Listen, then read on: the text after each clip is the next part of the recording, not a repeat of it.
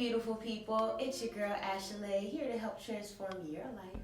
Before we get started, a little housekeeping. At the end of this video, make sure you like and make sure you subscribe. That way I can keep up with your own transformation, because guess what?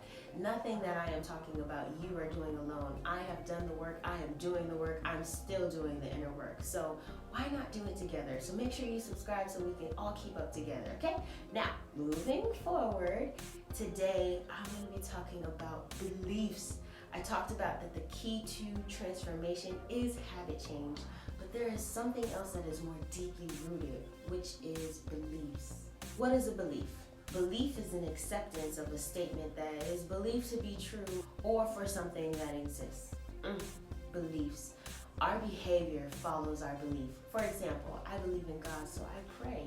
That's just one example. But let me give you another. Does anybody remember the children's story, The Little Engine That Could? If you don't remember, guess what? I'm going to tell a story. So, there was a little engine, okay? She needed to get her train of cars over a hill. She was coming up to these bigger trains and she was saying, hey, can you help me? I need to get my train of cars over the hill and it's too heavy and I don't think I can do it. Then the engine was like, don't you see I have my own stuff? How can I help you? Move it along. She goes to the next bigger train and she goes, I need help. I need to get my train of cars over this hill and it's too heavy and I don't think I can do it. Train said, don't you see I have my own stuff? How can I help you? Not discouraged. She kept chewing. Okay. Not chewing as in food chewing, but you know what I mean. So she goes to the next train and she goes, I need help. I need to get over this hill and I have my train of cars and it's too heavy and I don't think I can do it. Once again, train said, don't you see I got my own stuff? How can I help you? Move it along. Still not discouraged, she rolled up next to this engine that was much her size and she goes, I need some help. I got my train of cars. I need to take over this hill and it's too heavy and I don't think I can. Can you help me? The engine said, yes, I can. Let's go. And on the way up this hill, this little engine started singing. I think I can, I think I can, I think I can, I think I can, I think I can, I think I can, I think I can, I think I can. And they got over this hill together. Now, sometimes you got to link up with people who believe just as much as you believe. That's why it's so important that we watch what we say to people, because not everybody's gonna hold that belief. I already said, sometimes we tell people our dreams and they tend to poke holes and ask you a bunch of questions and it leaves you feeling depleted and feeling like you can't move forward. But guess what? Sometimes you got to link up with somebody who can believe, okay? And you are on your way and you have to say, I think I can, I think I can. Now let me end the story. When the engine got done and they went our separate ways and they got over the hill and they were coasting, and that little engine who thought she could not now knows that she can, and she just kept chewing and chewing, and along the way, you know what she was singing? I thought I could, I thought I could, I thought I could, I thought I could, I thought I could, because now she knows. Beliefs, they can hold us back or they can propel us forward. Seriously. Let me give you an example of my own deeply rooted beliefs that I had to really come to grips with so that I could actually move forward. I talked about my weight loss, okay?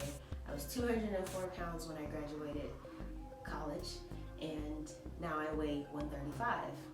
And you're probably like, what? I couldn't even imagine you being big. Well, guess what? I was. I had been a big girl my whole life, okay? I had been overweight majority of my life. So I had that big girl mentality.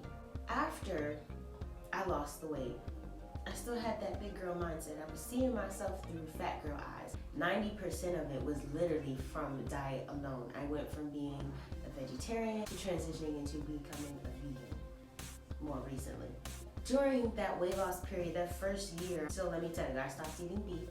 I stopped eating any red meat. I didn't eat pork anyway, so that didn't really matter. Then I stopped eating chicken. So I was left with turkey and fish. So then I stopped eating turkey and then I stopped eating fish. I wasn't a very big seafood person, so crabs and shrimp and lobsters were not in my diet at all. As I started scaling back the meat consumption, the weight started to fall off. But I wasn't really putting in the work physically to actually lose the weight until 2 months ago. Here before God, I'm not lying. The reason why I would not work out and I was comfortable with losing the weight, but I was still uncomfortable in my own body. I was still uncomfortable in my own skin. I still had arms that wiggled and a little fat, and my legs was not right to me, and I did not feel beautiful or sexy. I still did not love my body. This is where that important question comes in, because every time I would want to work out, I'd start working out, I'd do maybe 3 or 4 days in a week, and then I stop for like 5 months, and I'd pick it up again, but I was never consistent. And I had to ask myself, Ashalei, why aren't you being consistent with your workout? What is it that you believe about yourself that won't allow you to stay consistent? And you know you need to work out. Your body is meant to move. You are meant to be active. What do you believe about yourself that is not allowing you to work out and stay consistent with it? And you know what it was? I'll share. I believed that being sexy was a bad thing and that I'd go to hell. I believed that it would bring me more attention that I could handle and bad things would happen to me. This is real, and there are a lot of women that actually feel this way. So they won't lose the weight. They stay in these bad cycles. They stay in these bad habits of negative thinking and not eating right and not working out. I was one of them. I believe that not just by losing the weight, but actually working on myself and actually becoming toned like I wanted to see myself was going to be a bad thing, draw too much attention that I couldn't handle, and that I would eventually go to hell. That's not the truth, but that was the truth to me, and I believe that that was true. A lot of that sometimes comes from growing up in the church. Growing up in the church kind of made you feel like you couldn't be sexy, like you couldn't feel beautiful, like you had to cover up and you couldn't show your skin. And let's just be honest, it's not taught in the church. We're taught to deny ourselves and to deny our bodies and our desires, and that can lead to a lot of beliefs about what we really want that hold us back. Let me give you another example. This saying is very popular in the Black community. Child should be seen and not heard. This is one of the most damaging statements that I have ever heard being told to a child. The reason why I know this to be true is because I had to undo the damage. I had to do the inner work. Because as a child, when you're told that you should be seen and not heard, what that really means is that your opinion doesn't matter. How you feel doesn't matter. You shouldn't speak up for yourself. Ooh, you should be silent. Nobody should hear what you are saying. As I grew older, I really felt like that. I really felt like my opinion didn't matter. It took me forever to find my voice. It took me forever to start my YouTube because I felt like my opinions really didn't matter. That is the inner work that I'm talking about. By me believing that my opinion doesn't matter, that my voice doesn't matter, that how I feel doesn't matter, I didn't stand up for myself. I let a lot of people run over me. I did a lot of things that people wanted me to do that I didn't even want to do. But guess what? I gotta wake up every morning and face the decision that I made because of somebody else's suggestion. And they don't have to live with that decision. And usually your belief about something is projected onto us. Don't do YouTube. That should be a secondary thing. Do that on your free time. You don't have time for that. That's your belief. You don't know where I am right now, where I'm standing. You don't know my life. We need to check in with ourselves and figure out what is it that we believe about ourselves that keeps us stuck. A lot of our beliefs about ourselves are not even our own. They're projected on us from our peers, our friends, our families. You don't believe me? Let's go back to childhood memories. You ever been bullied? You ever been told that you were stupid, or you're not beautiful, or you're ugly, and then you grow up and you feel that way? Do you feel that way now? Yeah, that's a belief about you that somebody else projected on you, and you believe that to be true. It ain't true, boo-boo. You don't even know how beautiful you are because you are looking at yourself through somebody else's eyes, through somebody else's belief about you that's not even true. Let it go. Now you're asking me, how do I get rid of beliefs that are not mine? I'm glad you asked. Through affirmations. I am beautiful. I am smart, I am intelligent, I am more than capable, I am gorgeous, I have a beautiful heart, I am loved, I have a big heart. These are things that you need to say about yourself every moment of the day. Because guess what?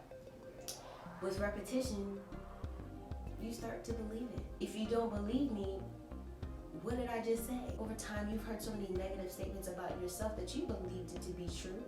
So why not say something positive about yourself enough times so that you believe it to be true?